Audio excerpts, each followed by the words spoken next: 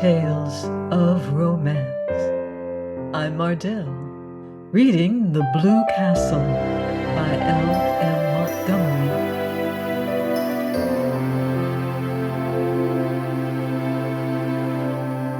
Chapter 29.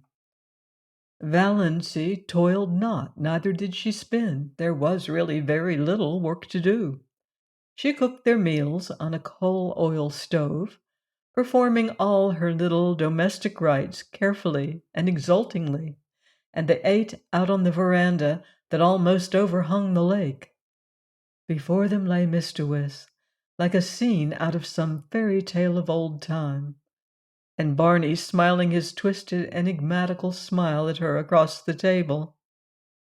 "What a view old Tom picked out when he built this shack," Barney would say exultantly. Supper was the meal Valancy liked best.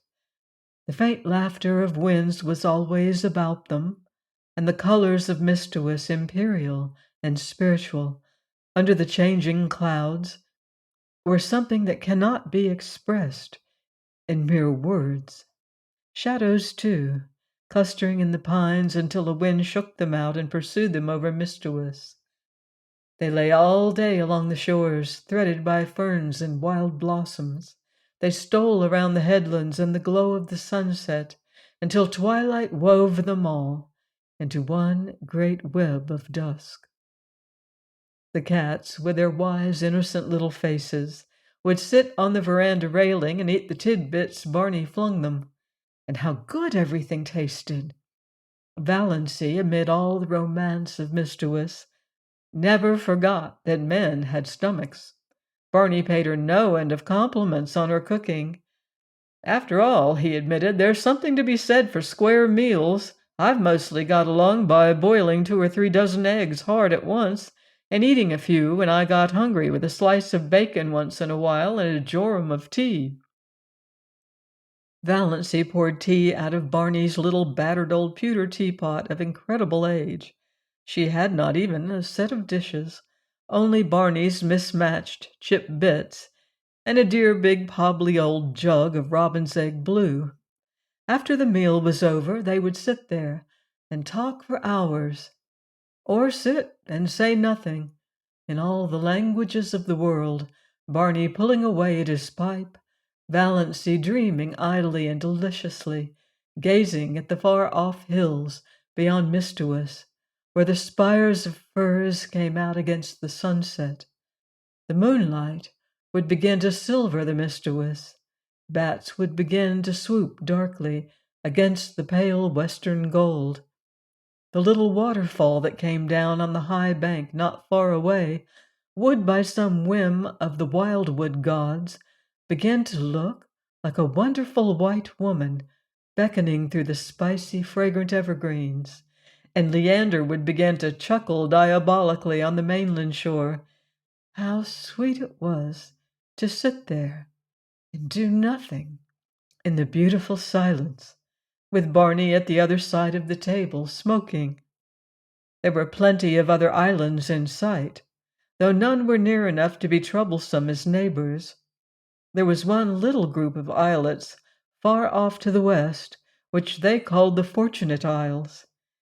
At sunrise they looked like a cluster of emeralds, at sunset like a cluster of amethysts. They were too small for houses, but the lights on the larger islands would bloom out all over the lake, and bonfires would be lighted on their shores, streaming up into the wood shadows and throwing great blood-red ribbons over the waters. Music would drift to them alluringly from boats here and there, or from the verandas on the big house of the millionaire on the biggest island. "Would you like a house like that, Moonlight?" Barney asked once, waving his hand at it. He had taken to calling her Moonlight, and Valancy loved it. "No," said Valancy, who had once dreamed of a mountain castle 10 times the size of the rich man's cottage, and now pitied the poor inhabitants of palaces. "No, it's too elegant. I would have to carry it with me everywhere I went, on my back like a snail. It would own me, possess me, body and soul. I like a house I can love and cuddle and boss, just like ours here. I don't envy Hamilton Gossard the finest summer residence in Canada. It is magnificent, but it isn't my blue castle. Away down at the far end of the lake, they got every night a glimpse of a big continental train rushing through a clearing. Valancy liked to watch its lighted windows flash by and wonder who was on it and what hopes and fears it carried. She also amused herself by picturing Barney and herself going to the dances and dinners in the houses on the islands. But she did not want to go in reality.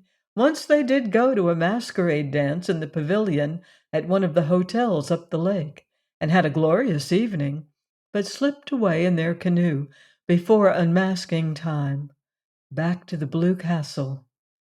It was lovely, but I don't want to go again, said Valancy. So many hours a day, Barney shut himself up in Bluebeard's chamber. Valancy never saw the inside of it. From the smells that filtered through at times, she concluded he must be conducting chemical experiments or counterfeiting money. Valancy supposed there must be smelly processes in making counterfeit money, but she did not trouble herself about it. She had no desire to peer into the locked chambers of Barney's house of life. His past and his future concerned her not. Only this rapturous present. Nothing else mattered. Once he went away and stayed away 2 days and nights. He had asked Valancy if she would be afraid to stay alone, and she had said she would not. He never told her where he had been. She was not afraid to be alone, but she was horribly lonely. The sweetest sound she had ever heard was Lady Jane's clatter through the woods when Barney returned, and then his signal whistle from the shore. She ran down to the landing rock to greet him, to nestle herself into his eager arms. They did seem eager. "Have you missed me, Moonlight?" Barney was whispering. "It seems 100 years since you went away," said Valancy. "I won't leave you again." "You must," protested Valancy, "if you want to. I'd be miserable if I thought you wanted to go and didn't because of me. I want you to feel perfectly free." Barney laughed, a little cynically. "There is no such thing as freedom on earth," he said. "Only different kinds of bondages and comparative bondages. You think you're free now because you've escaped from a peculiarly unbearable kind of bondage, but are you? You love me. That's a bondage." "Whoever said or wrote that the prison unto which we doom ourselves no prison is?" asked Valancy dreamily, clinging to his arm as they climbed up the rock steps. "Ah, now you have it," said Barney.